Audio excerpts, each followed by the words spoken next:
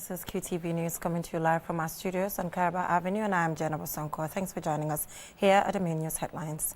A boat carrying 8 suspected migrants was intercepted in a joint operation by the Gambia Immigration Department and sister security forces in the coastal town of Gunjur, Zambia.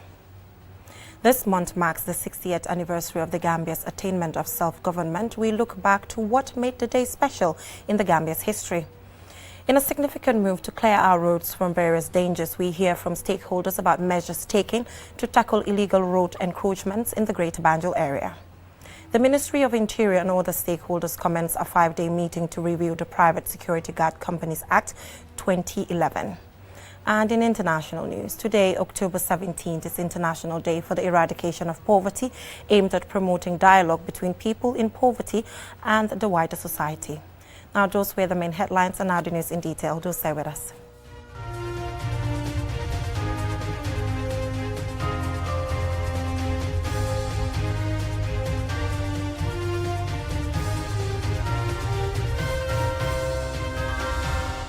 Thank you so much for tuning in. If you're just joining us, you're watching KTV News, and I am Jenna Bosonko. A boat carrying 8 suspected migrants were intercepted in a joint operation by the Gambia Immigration Department and sister security forces in the coastal town of Gunjur, Zambia in the West Coast region. Lola M. Kamara has the rest of that story. People in custody were in a boat heading to the Canary Islands in Spain. There are 3 men, including the captain, and 5 women. Mamande Esdiba, the public relations officer of the Gambia Immigration Department, elaborates. This operation was conducted at about 12:45 hours when the GID operatives conducted a raid along areas in Gunjur, Zambia area.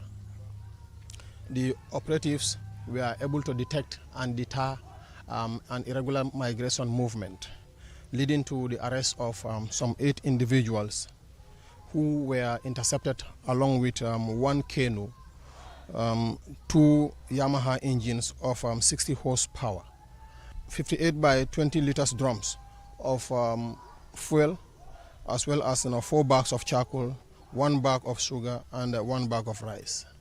The immigration PRO further stated that preliminary investigations have revealed that 2 of the suspects claim to be Sierra Leoneans, while the 6th are claiming to be Gambians.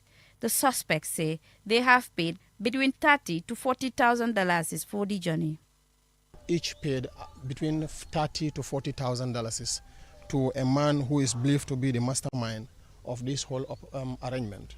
And his name is Mr. Njegan Sar, who is believed to be a resident or a native of Gunjur. However, the payments and other logistics arrangements were made, in Katong, in the Combo South district. PRO Diba thanked the GID personnel who were on the ground and partners including COP Gambia for their timely intervention leading to the success of the operation. Assistant Superintendent Sambambalo, officer in charge of operations at the Migration Unit, gave an overview of the situation of irregular migration in the Gambia.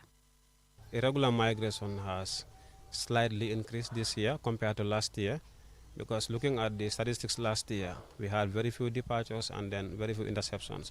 That is to say, the movement was very low.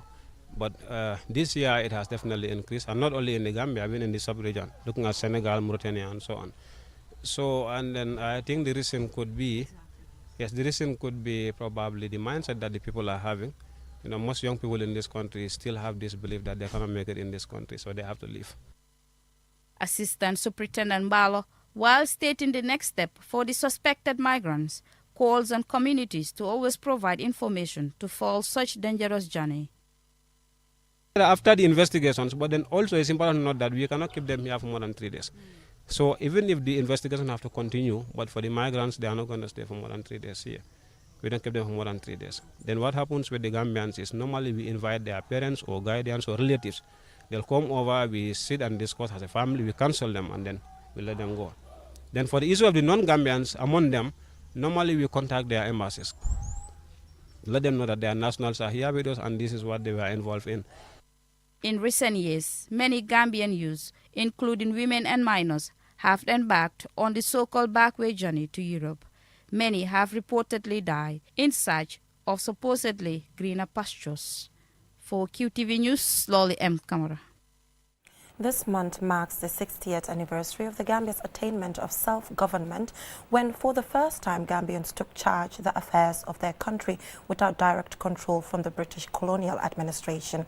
This historical milestone was a major and significant step towards our independence from British colonial rule. QTV's Mamadou Lamin Choi finds out why this is a special month in the Gambia's history. Years of struggle to seize back control of our country from British colonial rule featured some important milestones, and one of them happened on the 4th of October 1963, when the Gambia attained internal self-government. But before we delve more into that crucial development, let's move back a little bit into the lead-up to that point. In 1960, following political campaigns for a more democratic constitution, universal adult suffrage was introduced. This allowed every Gambian in any part of the country aged 21 and above to vote and be voted for in elections, irrespective of gender. Before 1960, only the colony, that is the people of Batos, now Banjul, and Combo St. Mary could vote for representatives in the Legislative Council. This paved the way for a general election in April 1962, in which Sadara Jawara's Progressive People's Party secured a majority with 18 out of the 32 seats in the House of Representatives, which made Jawara the premier with his own cabinet ministers. 18 months after coming to power, and with what is described as the good performance of Jawara's government, Gambia attained internal self-government. At the Gambia National Museum, I meet lead historian Hazum Sise for an interview. This building, which now houses our historical artifacts, was the House of Representatives, where Sadara Jawara and his government met to decide on the affairs of the country. Now, what does internal self-government mean? One, Sadara is now promoted from premier to prime minister, meaning that now the governor is no longer chairing the meetings of the cabinet. Also meaning that now Sadauda is in charge of all internal matters. Okay, all the ministries, all the ministers were now directly answerable to him as prime minister. Okay, it was not like that before.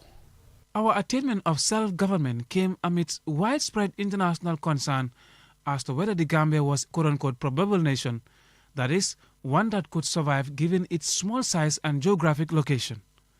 Merging the Gambia with Senegal into a federal state sparked a debate and attracted a UN fact-finding mission which arrived in the Gambia later that same year to gauge the viability of the Gambia's survival as an independent state. In summary, and this was what the report said, that Gambians wanted an independent sovereign state, but with strong special relations with Senegal, not a federation, not a union, or not the Malta and formula. The UN fact-finding mission's report re-amplified the popular voice of Gambians for an independent sovereign state. The foundation for Gambia's self-determination and independence was already solid enough after a long-fought struggle by renowned patriots. 4th October 1963 was really the building block, or if you like, the starting block for 18 February 1965. It's a very, very important date that our children should know. Less than 2 years after attaining self-government, the Gambia peacefully gained independence from Britain on the 18th of February 1965 after constitutional talks in London. People woke up to the reality of the dream of having Gambians being the architects of their own destiny. Mamadou Lamin Choi, QTV News. Interesting story there by Mamadou Lamin Choi, worth reflecting on. Now moving on, in a significant move to clear our roads from various dangers to ensure safety, the Office of the National Security under the Office of the President has instructed immediate removal of all road encroachments on the main roads within the Greater Banjul area. Lena E. Igwenyeba has the rest of that. Illegal road encroachments have become a persistent issue, especially in the Greater Banjul area, creating chaos, traffic congestion, and safety hazards for pedestrians and motorists. These encroachments typically involve unlicensed businesses, makeshift structures, or parked vehicles obstructing sidewalks and roadways, among others. Authorities have announced a special security operation to remove illegal structures and impediments from the main highways by the end of October 2023. Bakari Mane, a road safety engineer with the National Roads Authority, explains. If you encourage, that means it's public easement. All roads are for public easement, so everyone has a take for the movement, whether with a vehicle or by foot or so. So when you move, you are deterring someone from from his or her rights. So that's why it's important for people to know their demarcation lines, meaning the resident, the compound owners, and even sometimes these road sellers, the vendors. You see someone will come and occupy a space on the road, beside the road, and as time goes on, you see the same person who, because no one is talking to him, you see him developing that a canteen into structure, block work, or even corrugated seats, which are not allowed. Utilizing a coordinated approach to address road encroachment, Modu Musa Sisao, the acting public relations officer of the Gambia Police Force, shed light on the penalties that offenders will face. It's important that anybody who actually is illegally encroaching on the areas there where they're supposed not to be, for them to remove anything that they put in there. If not, by the end of the time stipulated, that is the end of the month, the Gambia Police Force will be part of the task force responsible of physically, forcefully removing anybody who is found within the perimeter, within the environment, within the area wherein you're supposed not to be. When implemented, the measure is expected to improve road safety management, safety for road users, swift post-crash response, and create a safer driving environment. Road safety engineer Bakari Mane again. If they allow us to come and start moving them, that will come with a fine. And because if we use we use machinery to demolish the property, of course you will be refunding, or you will pay for that service that we did on the road. So that should not meet. People should not wait up to we start demolishing or whatsoever. We are doing this for the sake of people. This special security operation aligns with the Gambia government's commitment to ensuring the free movement of motorists and pedestrians, thereby enhancing public convenience, health and safety. Reporting for QTV News, I am Lena E. Gwenyiba. From that story, we'll go for a short commercial break, and when we come back, we have local and international news. Do stay with us. We understand the frustration you face in purchasing quality and right materials. Welcome to AD80 Gambia Store. We are here to make life easy for you. With our quality materials, we got you covered. At our store, you can purchase all things you need to work with, be it electrical, plumbing, and all types of solar materials. We are here to serve you.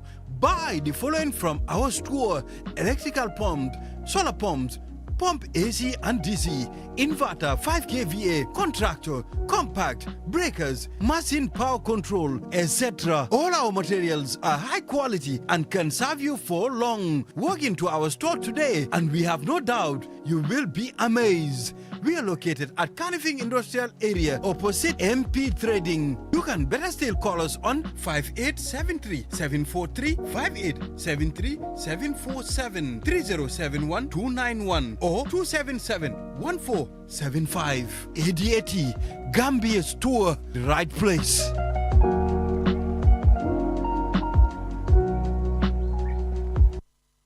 Waalaikum salam. Pagal mama dem. Na ngeen def. Xadi li nga jëlé ci Argentine mom ma sha Allah. Yow, man de ma Argentine lay dundé suma kër. Gis bi dafa ceñ. Ceñ. Masuta ceñ.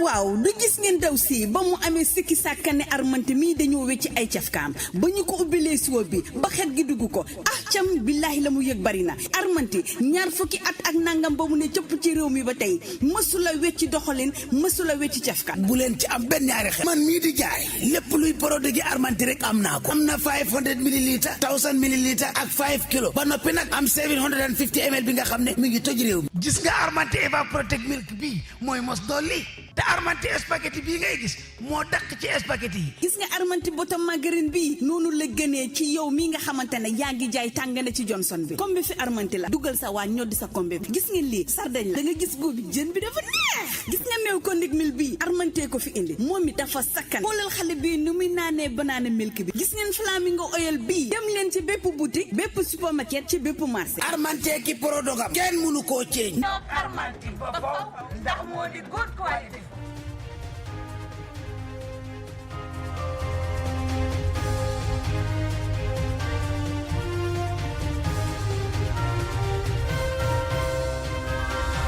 Welcome back from that short commercial break. If you're just tuning in, you're watching QTV News, and I am Jenna Bosonko. Now, companies providing private security need to be regulated, and the current law governing their operations is 22 years old. The Ministry of Interior and other stakeholders commenced a 5-day meeting to review the Private Security Guard Companies Act 2011. Julden Jai has more. The forum brought together stakeholders and experts to look into the legal gaps in the Private Security Act to harmonize or align it to the Interior Ministry's security sector reform agenda and other laws relating to the provision of private security. Abraham K. Mendy, Deputy Permanent Secretary with the Ministry of Interior, says regulating security has assumed greater focus in policymaking in many countries because we live in a constant state of threat where exceptional measures and mechanisms need to be developed to control emerging insecurity threats and dangers facing the public.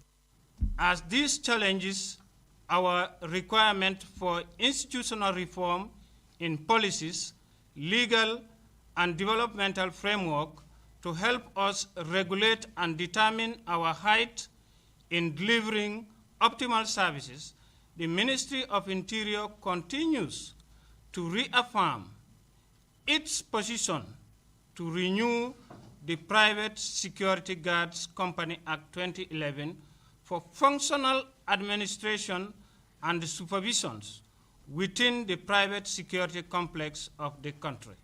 This is held to attain governance in private public security and safety operations and dispensation responding to the demands for socio-economic security and development of the populace. Globally, private security companies provide a range of services from risk analysis to close protection of individuals and strategically vital installations and locations. Parson Silva, chairman of the Private Security Company Association, highlights some of the clauses in the Act that hinders their operations. I've worked in the police for 40 years. The GT board, when you're operating in the GTA, it is only the GT board fees, license fees that you pay. And KMC is out of it. They don't pay again, KMC. But paying, all right, like renewal $25,000, you go to the KMC, they're charging you close to $16,000 plus $2,000 is it refuse collections and all. What has refuse collection got to do with establishment of private security company? When where your office is, you are paying them to remove the rubbish. We feel this is unfair, but we are going to be very reasonable. What is good, we must come up with good laws. We have to be fair with people. It is hoped that devising a comprehensive regulatory framework to fill the gaps in the current Act and guide the operations of the companies in the sector will go a long way towards helping them properly regulate their operations to make them conform to democratic norms and international best practice. For QTV News, I am Julden Jai. Delegates from across Africa and Asia are arriving in Mumbai, India for the 10th Mac Foundation's International Health Conference to discuss improving healthcare delivery in developing countries and underserved communities. Our QTV's Aliu Sise is among the invited media professionals, and this is his report from India. Mumbai is hosting the two-day conference organized annually by the Mac Foundation to contribute to the social and economic development of Africa and Asia. It is attended in person and online by thousands of healthcare providers, policymakers, academia, researchers, and invited media professionals from more than 70 countries to benefit from valuable educational and social development sessions by top international experts in diabetes, fertility, women's health, and acute medicine with the aim to raise awareness. Also attending the conference are African First Ladies, including the Gambia's. Mark Foundation partners closely with First Ladies, who are Mark Foundation Mother and Mother Ambassadors, Ministries of Health, research institutions, and media, among others, to empower girls through education and help provide quality healthcare in developing countries and underserved communities. Mark Foundation aims to improve the health and well-being of people and advance their lives through science and technology. Last year's conference was hosted in Dubai, United Arab Emirates. Mumbai, formerly called Bombay, is India's largest and most populous city and is the country's financial and commercial center. Reporting for QTV News from Mumbai, India, I am Aliu Sise. From that story by Aliu Sise reporting from India, we will now take a look at news beyond our borders.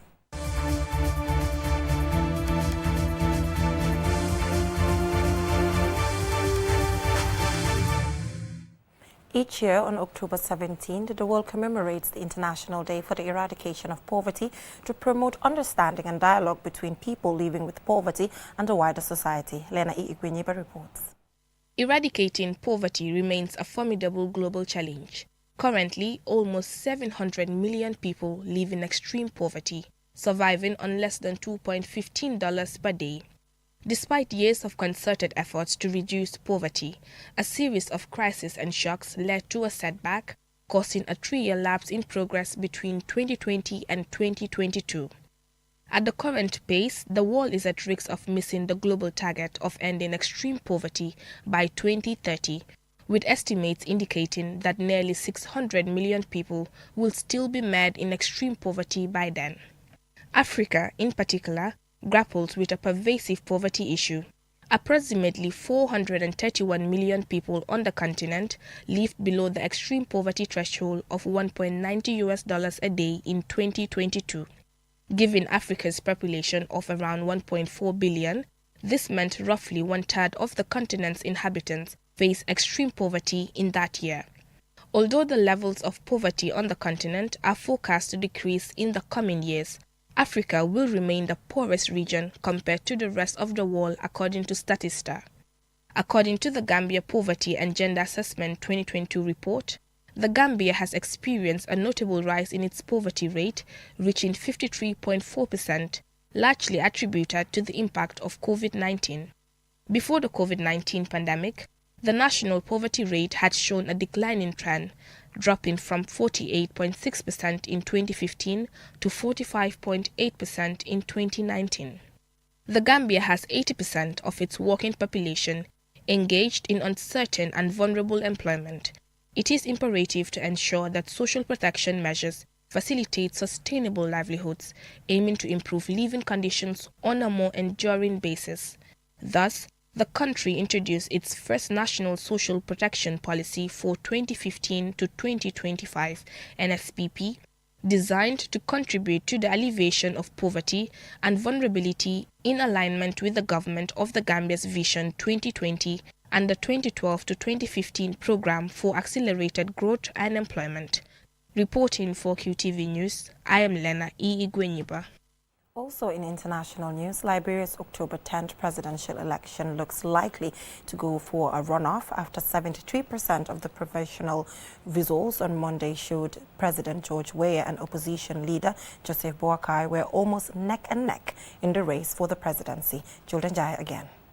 According to tallied results from 92.8% of the polling places, the West African nation's election commission, Joseph Boakai, holds a slim lead with 43.70%, while incumbent President George Weah has 43.63%. A runoff will be held if neither candidate gets more than 50%. The two men are once again the front-runners in an election which saw 20 vying for the presidency.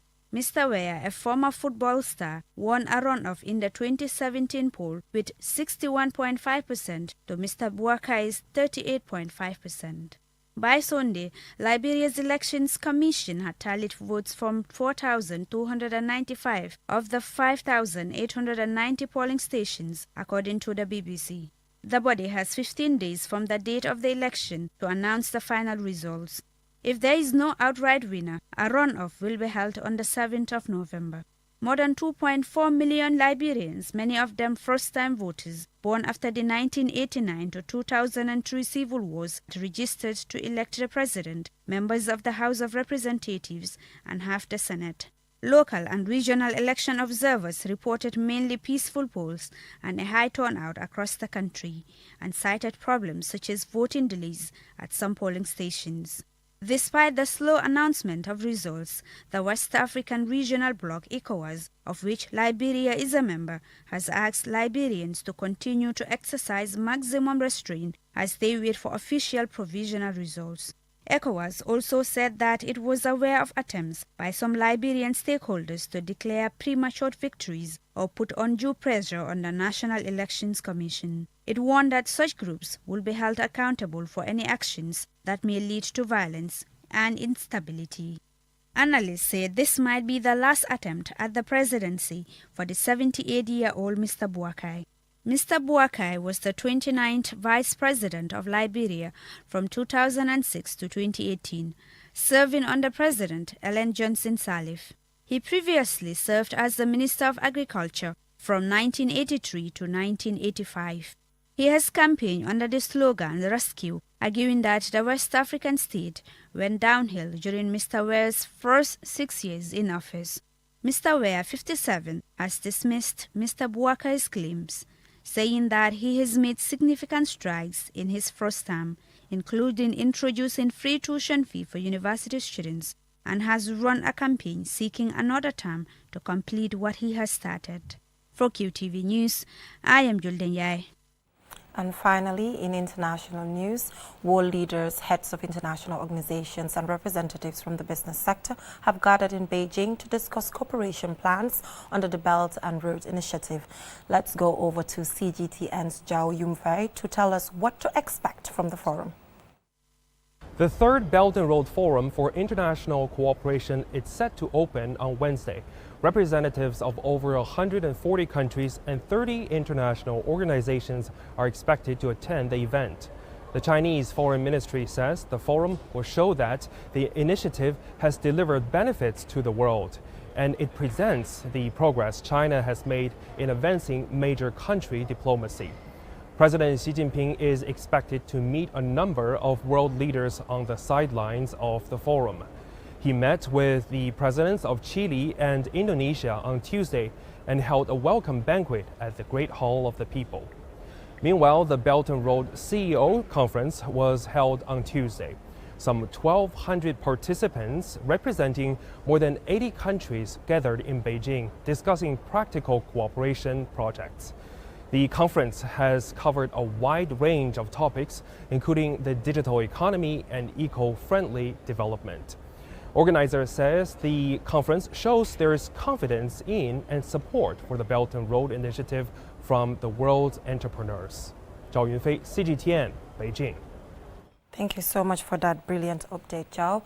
I'm afraid that is all we have time for. Join us at 10 p.m. for another bulletin. Thanks for watching. Enjoy the rest of our programs.